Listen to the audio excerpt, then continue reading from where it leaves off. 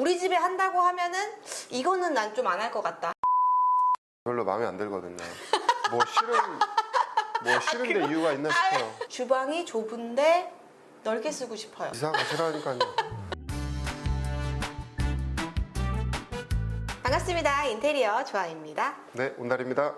여기 저희가 새로 공사한 집인데 집들이를 쭉 들려드리는 것보다는 뭔가 요번에는 인테리어를 하기 전에 꼭 생각해 보세요 라고 하는 5가지 정도 이제 얘기를 해보려고 하는데, 저희가 여기를 중점적으로 얘기를 해보면서 사례들을 좀 보여드리도록 할게요.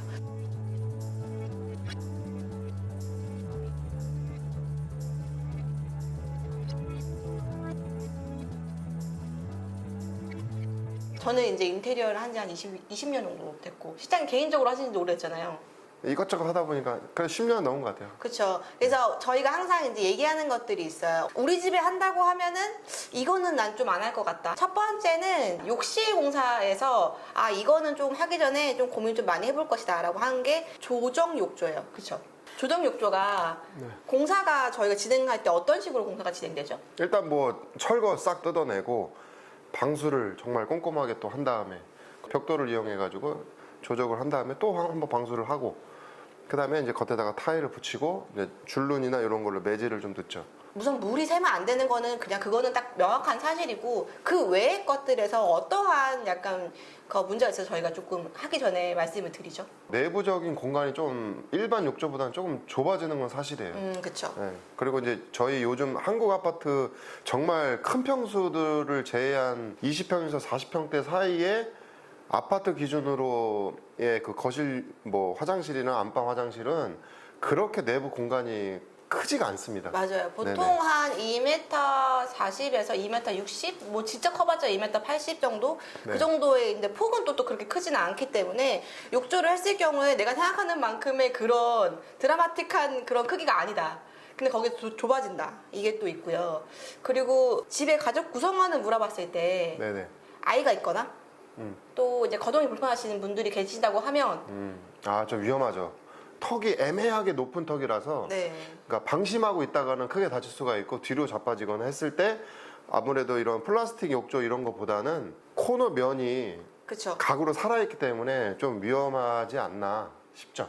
그리고 이게 그 조적 욕조가 생각보다 물을 받아놨을 때 물이 금방 식습니다. 그리고 오랫동안 뜨거운 물을 많이 활활 틀어놓으셔야 되는 것들도 있고요. 우리 저희 보면 목욕탕 가면 원래 물을 계속 틀어놓잖아요. 그죠. 그런 것처럼 그런 것들이 있고, 비용적인 부분들도 이게 조적 욕조가 훨씬 더 가격이 많이 올라가요. 그래서 저희가 추천드리는 것은 어떤 욕조? 플라스틱 욕조. 거기에다가 플라스틱 욕조에다가 타일을 앞쪽으로도 이제 이렇게 턱을 만들어 주시면 충분하게 이런 부분들을 활용할 수가 있어요. 그게 근데 나는 또 미적인 부분들이 조금 더 중요하다, 그리고 욕실이 크기가 조금 더 크다 라고 하면 프리스탠딩 욕조라고 하는 그냥 욕조 정말 되어 있는 것들이 있거든요. 저희 호텔에 가면 되어 있는 욕조 있잖아요. 그거를 활용하시는 것도 저희 추천드립니다. 조정 욕조 하기 전에 한번 꼭 한 번 더, 2번 더, 3번 더 생각해 보시고 하시는 걸 추천드립니다. 두 번째는 타일 크기들을 좀 잘 선택하시면 좋은데, 인테리어가 다양해지면서 모자이크 타일을 하시는 분들도 꽤 많이 있어요. 모자이크 타일이 이게 혹시 욕실 청소 자주 하시나요? 뭐 완전 자주는 아니고 물때가 낄 때쯤 합니다. 그죠. 물때가 낄 때쯤 하는데, 사실 타일의 매지에 그 청소를 하잖아요. 근데 타일의 매지가 많으면 많을수록 물때 관리가 정말 어렵습니다. 그래서 모자이크 타일 바닥까지 한다거나 아니면 벽 전체를 한다거나 했을 때 물때 관리가 정말 어렵겠죠. 그래서 모자이크 타일을 할 때는 저는 기본적으로 그 젠다이라고 하죠. 물이 좀 덜 닿는 부분 위쪽으로 하는 걸 추천드릴게요. 모자이크 타일은 그런 식으로 활용해 보시면 좋을 것 같아요. 세 번째로 와가지고 항상 많은 분들이 고민하는 공간이 있잖아요. 주방? 그죠? 주방입니다. 주방은 보통 다 이렇게 얘기하시잖아요. 주방이 좁은데 넓게 쓰고 싶어요. 이사가 싫어하니까요. 농담입니다.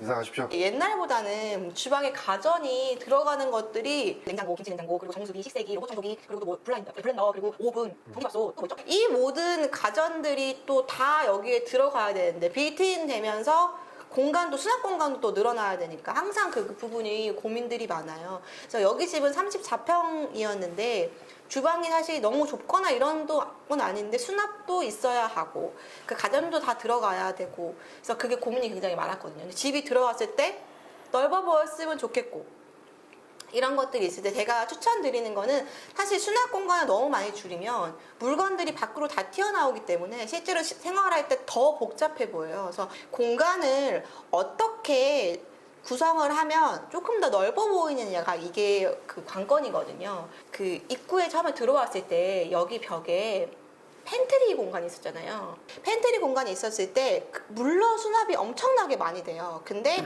주방의 폭 자체를 걔가 딱 막고 있기 때문에 주방이 좁아 보입니다. 그리고 상부장이 있으면 주방이 또 좁아 보입니다. 근데 수납을 다 포기할 수 없기 때문에 전면 쪽에는 상부장을 배치를 해주고 측면 쪽에 좁아 보일 수 있는 벽을 허물고 상부장도 없애줬습니다. 팬트리 벽을 허물었잖아요. 근데 팬트리 네네. 벽을 허물 때 조금 주의할 점이 또 있을까요? 일단 가벽인지 확인을 하셔야 되고 그 다음에 거기 안에서 이제 뭐 감지기라든지 스프링클러라든지 그런 게 있을 수 있거든요. 이제 그런 거는 이제 이동을 해주신 다음에 또 감지기가 위치도 뭐 적정한 데 있는지도 확인 한번 해주셔야 되고 그 정도만 확인하시면 될 것 같아요. 그때 전기에 스위치도 있었잖아요. 네네, 그것도 다 그냥 이동을 해주셔야 되고. 네, 이동을 미리 해주셔야 되고 그리고 벽을 털었을 때 바닥에 이제 그게 비어져 있잖아요. 네네, 그 부분도 이제 미장에서 메꿔야 되고 간혹 가다가 여기 집도 그랬는데 밑에 이제 보일러가 FM대로 설계되진 않았어요.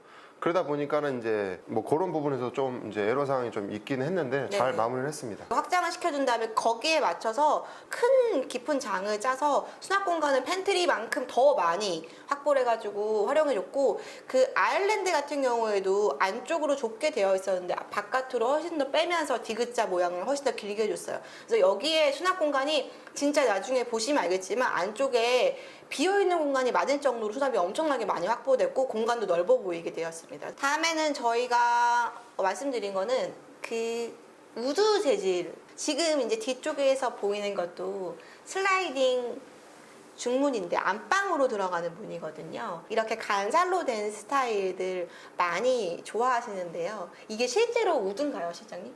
우드처럼 보이는 시트지입니다.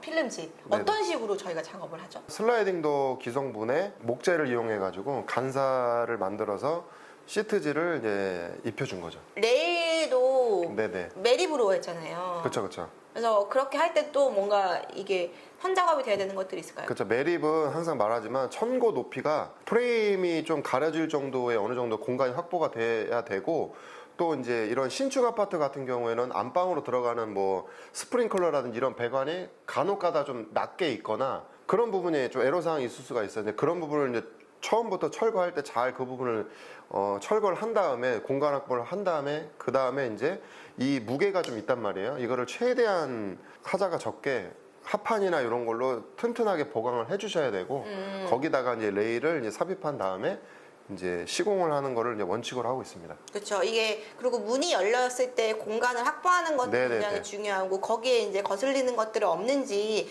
공간에 대해서 치수를 충분하게 확인하신 다음에 이렇게 슬라이딩 도어를 하시면 집에서 들어왔을 때 그 우리 안방이 딱 들어왔을 때 약간 좀 예쁜 포인트 역할로 될 수 있을 것 같아요. 저희가 그래서 여기에 지금 우드로 포인트를 세 군데 현관과 거실의 안방의 그 슬라이딩 도어와 안방 쪽에 침대 헤드 부분도 이렇게 필름으로 마감을 해주는데요. 그 안방의 헤드 같은 경우에도 맞춤으로 침대 사이즈에 맞춰서 저희가 이제 모양을 만들고 거기다가 필름을 입히고 양쪽에 선반을 해서 이제 해줬어요. 그래서 이런 부분들을 했을 때 공간에 땅땅땅 약간 들어왔을 때 뭔가 연결되는 포인트가 되면서 우리 집에 훨씬 더 디자인적 요소를 줄 수가 있습니다. 그래서 오염에도 강하기 때문에 오랫동안 예쁘게 잘 사용할 수 있어요. 현관은 저희가 또 저거는 우드로 만든 건 아니잖아요. 네네. 현관은 금속으로 만들었는데 금속에 똑같은 컬러의 필름을 입힐 수 있어요. 그래서 이런 부분들 통일성 줄 수 있으니까 재질감 확인해 보시면 좋을 것 같아요. 저희가 맨날 그 실장님이 얘기하는 거 있어요. 우리 집 문이면 이거 안 한다. 아, 근데 제가 그랬어요? 왜? 뭐죠? 요새, 아, 갑자기 생각 안 나요. 요새 우리 실장님이 다이어트를 하시면서 기억력도 같이 빠지고 계세요. 아니. 무리한 다이어트 아닙니다. 뭐지? 뭐였지? 힌트 없어요? 힌트? 이게 왜 숨겨진 거냐? 아 히든. 시장님 히든 하기 싫은 이유. 그냥 저는 히든이 별로 마음에 안 들거든요. 뭐 싫은데 이유가 있나 싶어요. 그런 거 있잖아요. 막 보면 하다 보면. 아 그거라고? 아니 근데 이거 유튜브 영상에도 많아요. 그 목수 뭐 유명하신 분들도 뭐 본인 집에다 이거 하시겠냐. 일단 안 하는 거에 히든을 다 거의 진짜 거의 압도적으로 좀 나오고 있는 상태고 제 주변에서 목수하신 분들 얘기 들어봐도 시공해달라고 하니까 해드리는데 거의 뭐 자기 집에다가는 다 안 한다고 하더라고요. 그게 이유가 뭐겠어요? 그만큼 효율적으로 대비가 떨어진다라는 거죠. 그리고 이제 손잡이를 없앴더니 가장 큰 문제가 뭐냐면 손잡이가 금속이잖아요. 금속은 어쨌건 오염에 강하단 말이에요. 근데 저기가 손잡이 없이 도장이나 필름으로 되어 있는 부분들을 똑같은 부분들을 계속 밀면 거기에 자꾸 손때가 묻습니다. 당장은 당연히 예쁘고 당장은 그 문들, 이 벽의 복도 이런 부분들을 깔끔하게 할 수 있어요. 근데 내가 그 부분들을 계속 관리할 수 있냐? 이게 첫 번째고요. 두 번째는 그럼 지금 내가 인테리어 예산 비용에서 이 문틀을 하는 얘가 사실 주인공은 아니잖아요. 근데 주인공이 아닌 얘들을 굳이 여기에 돈을 1,000만 원대를, 그러니까 뭐 몇백에서 1,000만 원대를 쓸 거냐. 이거가 좀 고민의 관건인 것 같아요. 그러니까 문에 따라 다른데 기본적으로 일반 문을 했을 때보다 그 히든에 대한 문이 3배 정도가 가격이 더 올라갑니다. 하이엔드 쪽에서는 히든으로 한다고 저는 하는 게 맞다고 생각해요. 왜냐면 복도도 길고 깨끗하게 보이고 그 다음에 추후에 관리도 잘 할 수 있으니까. 근데 내가 만약에 이런 가성비적인 인테리어를 하려고 하는데 그 히든을 하는 게 맞냐라는 게 저희는 의문점이라는 거죠. 그러면 이 집은 히든 도어를 했나요? 아니요, 안 했습니다. 여기는 슬림형 문틀을 했어요. 목수분들도 가장 선호하는 게 이 슬림형 문틀입니다.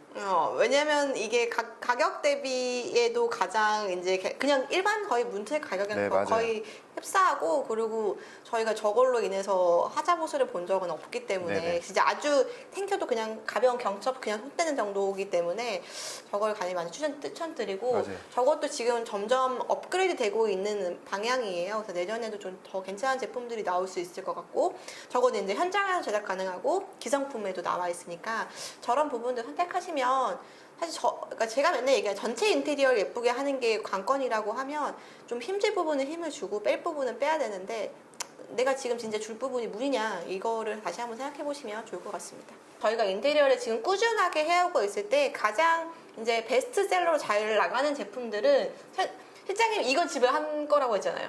아 실링팬. 그죠. 실링팬은 꼭 하고 싶습니다. 저는.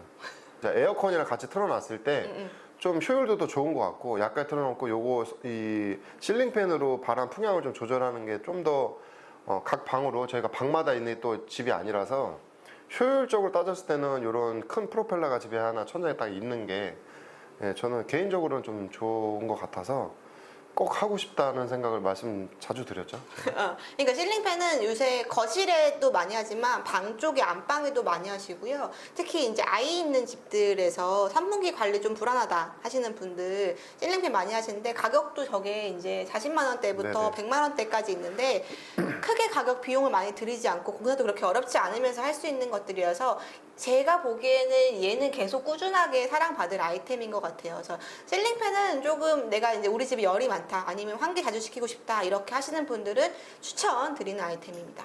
두 번째 제가 추천드리는 아이템은 간접 조명인데요. 거실 천정에 하시기도 하고, 근데 이게 또 싫다고 하시는 분들은 천정을 민자로 이제 하잖아요. 근데 여기서 진짜 가볍게 할 수 있는 것들이 커튼 박스에 간접을 하는 겁니다. 이게 커튼 박스에 간접을 하는 게 정말 비용이 얼마 들지 않으면서, 왜냐면 T5 2개에서 3개, 뭐 4개 이 정도면 충분하게 들어가거든요. 그러면 걔네가 몇만 원밖에 되지 않고, 배선 같은 경우에도 생각보다 크게 어렵지 않고, 스위치가 없다고 해도 무선 스위치로 이거 쉽게 연동시킬 수 있어요. 그래서 커튼 박스가 이제 거실 쪽이나 아니면 안방 쪽에 하시는 분들도 있고요. 각 방마다 하시는 분들이 있는데, 저녁에 천정에 메인 등을 끄고 측면 등을 활용했을 때 훨씬 더 집이 은은한 느낌이 듭니다. 그래서 이렇게 간접 조명 활용하시는 것들 두 번째로 추천드리고, 세 번째는 자연에 대해서 얘기를 하는 인공으로 조경을 조금 들여서 집안을 꾸미시는 거 추천드리는데, 저희는 이 집에 2군데를 했어요. 첫 번째는 현관 쪽에 이제 요거를 해드렸고,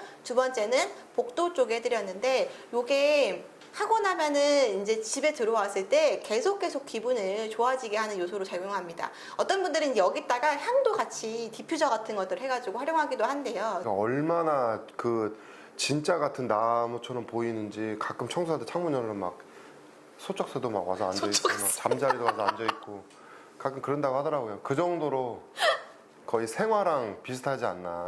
그렇죠. 그래서 깜짝 놀랐습니다. 저는. 저게 저런 식으로 조경 공간 크게 차지하지 않거든요. 저런 부분들 활용하시면 훨씬 더 집안의 분위기를 따스하게 만드실 수 있을 것 같습니다. 저희 요번에 인테리어 이렇게 앉아가지고 이제 이야기하면서 가성비 높은 인테리어 항상 말씀드리는데요. 거기 할 때 우리 집의 가석 구성원들 그리고 집안 생활 환경 그리고 내가 좋아하는 컬러 이렇게 하고 거기에 실용적으로 얼만큼 오랫동안 잘 사용할 수 있을지 함께 저희랑 고민해 보시면 훨씬 더 예쁜 집 나올 수 있으니까요. 너무 급박하게 연락 주시면 어려울 수 있어요. 미리미리 연락 주시면 저희한테 저희가 예쁜 집 만들어 드릴 수 있을 것 같습니다. 구독과 좋아요는 저희한테 언제나 힘이 되고 저희 다음에도 쓸만한 인테리어 이야기 가지고 찾아올게요. 그러면 다음에 또 만나요. 안녕.